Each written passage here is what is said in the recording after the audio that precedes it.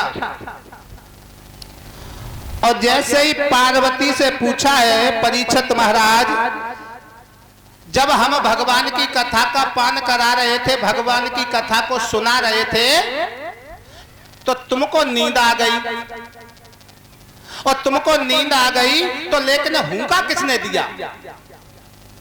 तो पार्वती के बगल में वो तोते का बच्चा बैठा हुआ था। उस तोते का बच्चा भोले बाबा के सामने आया और भोले बाबा से कहने लगा, भोले बाबा तुम्हारी कथा में बड़ा ही आनंद आ रहा था, तुमने कथा को विराम लगा दिया। तो भोले बाबा ने कहा कि तुमने कथा को किनकी परमिशन से सुना? तुम्हें नहीं पता है कि यह अमर कथा है? एक बार जो कोई सुन लेता है वो अमर हो जाता है, हा?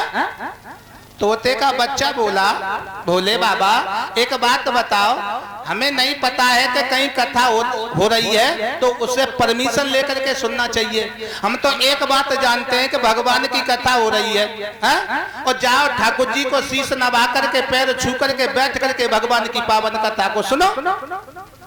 भोले बाबा कहने लगे, तुम्हें नहीं पता है ये अमर कथा है, और तुमने हमारी बिना परमिशन के कथा को सुना है, हम तुम्हें जिंदा नहीं छोड़ेंगे। उसी समय परीक्षित महाराज समन का आ जा, तुम तो अकोसिया पढ़ रहे हो। हाँ, भोले बाबा ने अपने त्रिशूल को उखाड़ा, और त्रिशूल को उखाड़ करके भोले बाबा ने अपने त्रिशूल से कहा, जाओ इसको मार करके आना। प्यारे भक्तों, आगे आगे वो तोते का बच्चा भाग रहा है, और पीछे पीछे भोले बाबा का त्रिशूल जा रहा है, और भागते भागते भागते भागते व्यास के आश्रम की ओर चला है। व्यास, और व्यास की पत्नी का नाम है पिंगुला। पिंगुला, पिंगुला ने क्या काम किया? स्नान किया, और स्नान करके पिंगुला ने, और पिंगुला को जबाई आई, ध्यान देंगे परीक्षित महाराज, पिंगुला को जबाई आई तो तोते के बच्चे ने सोचा कि इस त्रिशूल हमें नहीं छोड़ेगा, हमें मार देगा, हमारे बचने के लिए यही गुफा अच्छी है। तो पिंगुला की पत्नी को जबाई आई तो तोते के बच्चे ने अपने स्थूल शरीर को छोड़ दिया और सूक्ष्म शरीर धारण किया है, और पिंगुला के गर्भ में प्रवेश कर गए। और जब पिंगुला के गर्भ में प्रवेश किया है तो भोले बाबा का त्रिशूल खड़ा का खड़ा रह गया, और त्रिशूल मन में सोचने लगा है, ये हमारा बैरी तो इसके पेट में चला गया, अगर हम इसके पेट में जाएंगे तो व्यास की पत्नी मर जाएंगी, और भोले व्यास जी हमको श्राप दे देंगे, हम खंड खंड के हो जाएंगे। भोले बाबा का त्रिशूल कहने लगा, कभी तो निकलेगा, 1 महीना में निकलेगा, 2 महीना में निकलेगा, 3 महीना में निकलेगा, 1 साल में निकलेगा, अरे निकलेगा तो।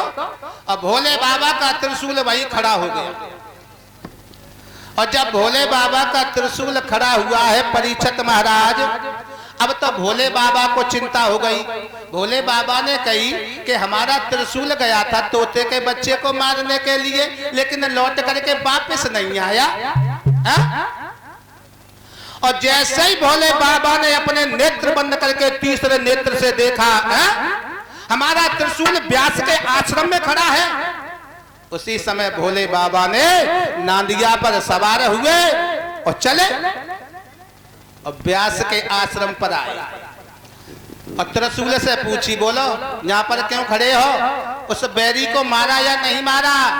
तो त्रिशूल कहने लगा है, भोले बाबा जो हमारा बैरी था वो व्यास की पत्नी के गर्भ में चला गया है, अगर हम व्यास की पत्नी के गर्भ में जाते तो व्यास हमको श्राप दे देते, हम खंड खंड के हो जाते। इसलिए भोले बाबा कहने लगे चिंता मत करो, कभी तो निकलेगा। और भोले बाबा ने बीच दरवाजे पर वो धूना रमा दिया, धूना रमा करके भोले बाबा बैठ गए। और तब तक व्यास जी तपस्या करके आए, और व्यास जी तपस्या करके आए, और जैसे ही व्यास जी ने भोले बाबा को देखा, हमारे घर पर बीच दरवाजे में भोले बाबा अपना धूना रमाए बैठे ही। उसी समय व्यास जी ने कहा, भोले बाबा एक बात बताएं, तुम्हारी जी आदत अच्छी ना है? घर पर कोई नहीं है और तुम बीच दरबारे में अपना धूना रमाए बैठे हो, ये बात बहुत बढ़िया नहीं है। भोले बाबा कहने लगे व्यास जी से, तुम्हारे घर में हमारा चोर घुसा हुआ है, हमारे घर में तुम्हारा चोर। भोले बाबा एक बात बताओ, तुम पर कौन सा खजाना है जो तुम्हारी चोरी है गई है? डमरू तुम्हारे पास में, त्रिशूल तुम्हारे पास में, नादिया तुम्हारे पास में, पार्वती कैलाश पर्वत पे होंगी, और तुम पे कौन सी जागीर है जो तुम्हारी चोरी है गई है? तुम्हारी चोरी किस बात की हुई है? तो भोले बाबा बोले, हमारी अमर कथा की चोरी हो गई है। अमर कथा की, अमर कथा, ये अमर कथा क्या होती है? तो भोले बाबा कहने लगे, जो एक बार सुन लेता है वो अमर हो जाता है। तो तुम्हारी कथा को उसने सुन लिया। हाँ, हमें जो लगते है भोले बाबा आज तुम ज्यादा भांग पिया है, ज्यादा भांग पिया है। क्यों? एक तरफ कह रहे हो को कथा को सुन लेता है वो अमर हो जाता है, और फिर भी तुम यहाँ पर मुझसे मारने के लिए बैठे हो। जब उसने कथा को सुन लिया वो तो अमर हो गया, उसे तुम क्या मार सकते हो?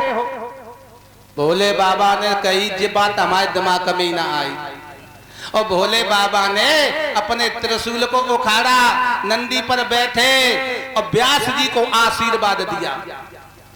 व्यास जी से कहा, तुम्हारे घर में एक ऐसा पुत्र पैदा होगा कि तुम्हारे नाम को रोशन कर देगा।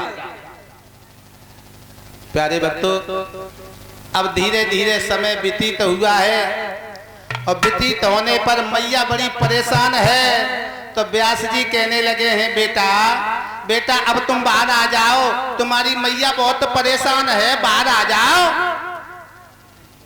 तो परीक्षित महाराज अंदर से आवाज आई,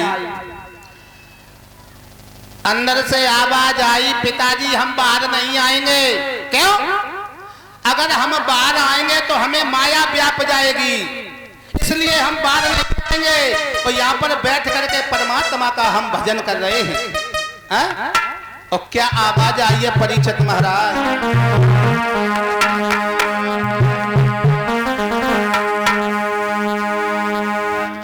आज आवाज आने लगी है कि भजन कर मन